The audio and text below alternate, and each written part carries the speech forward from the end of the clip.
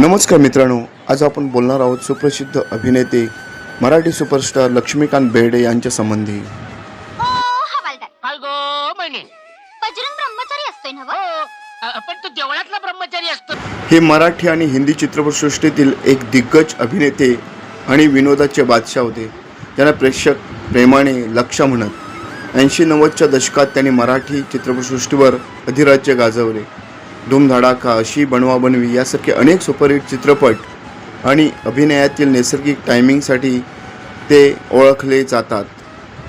लक्ष्मीकांत बेर्डे यांचा जन्म 26 ऑक्टोबर 1954 रोजी मुंबईत झाला। त्यांचे बालपण गिरगावातील कुंभारवाड्यात अत्यंत खडतर परिस्थितीत गेले।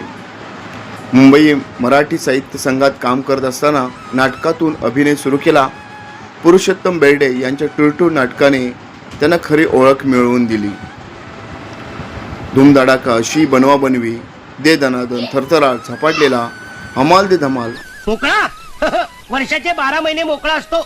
प्रोग्राम काही नाही, बेकार आहे बेकार। ऐत्या घरात घरोबा, अशी बनवा बनवी असे त्यांनी मराठी चित्रपट केले।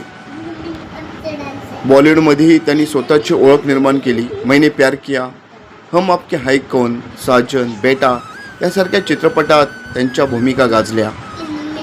अशोक सराफ आणि लक्ष्मीकांत बेर्डे ही मराठीतील सर्वात लोकप्रिय जोडी होती। त्यांच्या अभिनय कारकिर्दीतील अष्टपैलुत्वामुळे त्यांना मराठी सिनेसृष्टीचा सुपरस्टार मानले जाते।